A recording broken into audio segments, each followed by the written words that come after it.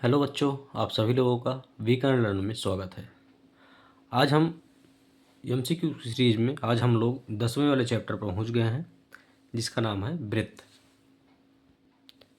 इस वाले चैप्टर से एक क्वेश्चन आना फिक्स होता है हर पेपर में। फिलहाल कुछ इसमें इंपॉर्टेंट क्वेश्चन है, काफ़ी क्वेश्चन इसमें, एक दो क्वेश्चन ऐसे हैं जो रिपीट होते हैं बार बार। चलिए शुरू करते हैं शुरू से। पहला वाला क्वेश्चन 3 से 4 बार आया है, स्टार इसको लगाया हूँ 3-4 बार, इसका मतलब 3-4 बार आ चुका है question, same to same exact. अब ध्यान से देखिए कि इसको कैसे लगाते हैं। अगर आपको पाइथागोरस प्रमेय है पता है, लगभग 90% क्वेश्चन इस वाले चैप्टर का सॉल्व कर सकते हैं आराम से। चलिए देखते हैं। एक वृत्त के केंद्र से, एक कोई वृत्त है, चलिए मान लेते हैं एक वृत्त कोई है। चलिए एक वृत्त हो गया। वृत्त के केंद्र से 25 सेंटीमीटर दूर स्थित बिंदु Q, 25 सेंटीमीटर दूर स्थित, जिसका नाम क्या है Q, 25 है। ठीक। वृत्त की स्पर्श रेखा की लंबाई कितना दिया? 24 दिया है। स्पर्श रेखा खींची कोई, इसकी लंबाई कितनी है? 24 है, सेंटीमीटर है, सेंटीमीटर नहीं लिख रहा हूँ मैं। वृत्त की त्रिज्या, स्पर्श बिंदु है, स्पर्श बिंदु को अगर हम केंद्र से मिला देते हैं उसको क्या कहते हैं? त्रिज्या। और स्पर्श बिंदु जो है, स्पर्श बिंदु पर स्पर्श रेखा जो खींची गई है और त्रिज्या जो खींचा गया है, इसके बीच में कितने अंश कोण बनता है? 90 डिग्री बनता है। तो जो 90 अंश कोण बनता है उसके सामने वाली भुजा कर्ण। अब एक चाहे जो लंब मान लीजिए, एक चाहे जो आधार मान लीजिए, समझ लीजिए आधार निकालना है। तो पाइथागोरस प्रमेय से इसको हम लगा सकते हैं। पाइथागोरस प्रमेय से कैसे लगाएंगे इसको? कर्ण घाते 2 बराबर लंब घाते 2 प्लस आधार घाते 2। कर्ण कितना है? 25, 25 घाते 2 बराबर लंब, चाहे जिसको मानिए, कोई ज़रूरी नहीं है इसमें, 24 घाते 2 और प्लस आधार घाते 2। तो 25 घाते 2 का मतलब होता है 25 गुणे 25। 25 गुणे 25 अगर हो जाएगा तो कहते हैं इसको 625। और 24 घाते 2 का मतलब 24 गुणे 24, 24 गुणे 24 कितना होगा? 576। और प्लस आधार घाते 2, ये प्लस से इधर आएगा माइनस हो जाएगा, बराबर आधार घाते 2। घटाइए इसमें से, उधार लीजिए 15, 15 में 6 गया 9, यहाँ बचा 12, एक चला गया था 11 बचा, 11 में से 7 गए 4, और 5 में से 5 गए, खत्म हो गया। आधार घाते 2, स्क्वायर इधर आया, क्या बन गया? करणी, करणी में 49। अगर करणी में 49 रहेगा तो इस 49 लिख सकते हैं 7 गुणे 7, जोड़ा बन गया, एक क्या निकल गया बाहर? 7। तो इसका जो त्रिज्या आएगा कितना आएगा? वो 7 है। तो इसका ऑप्शन ये वाला सही है। ये वाला क्वेश्चन 3-4 बार एग्जैक्ट आ चुका है, उम्मीद है कि आगे भी ये आ सकता है, इसको ध्यान रखिएगा। चलिए दूसरे वाले क्वेश्चन की तरफ मूव करते हैं। दूसरा वाला क्वेश्चन भी 3-4 बार आ चुका है, ये भी 3 बार आया हुआ है, इसको भी सॉल्व करते हैं। तो पाइथागोरस प्रमेय अगर आपको पता है तो आसानी से हम क्वेश्चन को सॉल्व कर सकते हैं इसी तरीके से। चलिए, यदि 5 सेंटीमीटर त्रिज्या वाले एक वृत्त के बिंदु P, 5 सेंटीमीटर त्रिज्या वाला कोई वृत्त है, तो हम बना ले रहे हैं इसे। 5 सेंटीमीटर त्रिज्या वाला कोई वृत्त बन गया। 5 सेंटीमीटर त्रिज्या वाला कोई वृत्त है कि बिंदु P से, वृत्त के बिंदु P पर स्पर्श रेखा PQ, तो बिंदु P कहीं भी मान लीजिए, मान ले रहे हैं यहाँ है, तो एक स्पर्श रेखा खींची गई है PQ, तो स्पर्श रेखा कहीं से खींच सकते हैं PQ। ओ से जाने वाली एक रेखा से बिंदु Q पर इस प्रकार मिलती है कि जो PQ है वो कितना दिया है? 12 दिया है। तो OQ ज्ञात कीजिए, यहाँ से OQ निकालना है।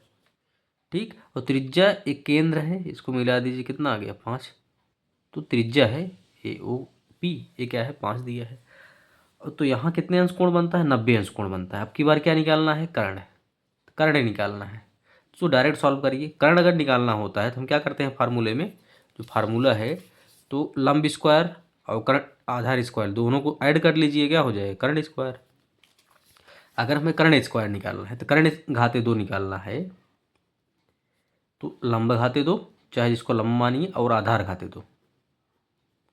तो 5 घाते 5, 5 घाते 2 का मतलब 5 गुणे 5 कितना होगा? 25। और 12 घाते 2 का मतलब 12 गुणे 12 144। दोनों जोड़ देंगे कितना होगा? 5 4 9 और 14 2 16, 169 है। क्या है? कर्ण घाते 2। स्क्वायर उधर जाएगा, कर्ण ही बन जाएगा। तो 169। अब करनी 169 क्या होता है, 13 गुणे 13 होता है, जोड़ा बन गया, एक निकल गया बाहर, तो इसका ऑप्शन 13 वाला सही हो जाएगा। तो 13 सेंटीमीटर। ये भी क्वेश्चन 3-4 बार आया हुआ है, इसको ध्यान रखिएगा, हो सकता है exact question same to same फिर अगली बार आ जाए, इस बार आ सकता है। 3 सेंटीमीटर त्रिज्या के एक वृत्त, 3 सेंटीमीटर त्रिज्या के कोई वृत्त बनाइए, बन गया। 3 सेंटीमीटर त्रिज्या के एक वृत्त के केंद्र से 5 सेंटीमीटर दूरी पर स्थित किसी बिंदु, तो केंद्र से 5 सेंटीमीटर दूर कोई स्थित है, 5 सेंटीमीटर दूर है, और 3 सेंटीमीटर त्रिज्या का एक वृत्त है, ठीक है। 5 सेंटीमीटर दूरी पर स्थित किसी बिंदु से, कोई बिंदु है यहाँ, किसी बिंदु से स्पर्श खींची गई स्पर्श रेखा की लंबाई, तो स्पर्श रेखा की लंबाई खींच दीजिए। तो स्पर्श रेखा की लंबाई ज्ञात करना है, ये निकालना है। तो ये समझिए कि स्पर्श बिंदु है, यहाँ से दूरी क्या है, 3 सेंटीमीटर, ठीक। तो कुछ भी नाम दे दीजिए, ओ पी क्यू हो गया। यहाँ क्या निकालना है, आधार निकालना है। जिस तरह पहला वाला क्वेश्चन किया गया है, सेम टू सेम ऐसे लगाइएगा, सेम टू सेम। उसमें क्या निकालना था, पहले वाले क्वेश्चन में, उसमें क्या निकालना था, पहले वाले क्वेश्चन में निकाला गया था आधार, तो यहाँ भी क्या निकाला गया है, आधार। सेम टू सेम क्वेश्चन है, इसको लगा लीजिएगा, आंसर आ जाएगा। वैसे हमसे पूछेंगे तो कर्ण घाते 2 और माइनस लंब घाते 2, अब बराबर जो आएगा कितना होगा, 25 माइनस 9, 16 आ गया है। इसको करने में लिख लीजिए, 16 क्या आ गया 4, तो इसका ऑप्शन क्या होगा, बी वाला सही हो जाएगा। इसको आप लगा लीजिएगा, एकदम सेम टू सेम क्वेश्चन करवा दिया गया है। चलिए चौथे क्वेश्चन की तरफ। एक वृत्त की स्पर्श रेखा के स्पर्श बिंदु को केंद्र से मिलाया गया है। ध्यान समझिए, कोई वृत्त है, एक कोई वृत्त है, वृत्त का केंद्र है। कह क्या रहा है, एक वृत्त की स्पर्श रेखा, ठीक, कोई स्पर्श रेखा अपनी मर्जी से खींचिए। चलिए मान लीजिए स्पर्श रेखा हो गया, स्पर्श रेखा के स्पर्श बिंदु को, स्पर्श बिंदु इसे कहते हैं, स्पर्श बिंदु ये है, मान ले रहे हैं पी है, ए है क्यू, ए है ओ, कुछ भी मानिए, कोई जरूरी नहीं इसमें। स्पर्श बिंदु को केंद्र से मिलाया गया, स्पर्श बिंदु को केंद्र से मिलाया गया, चलिए ठीक है।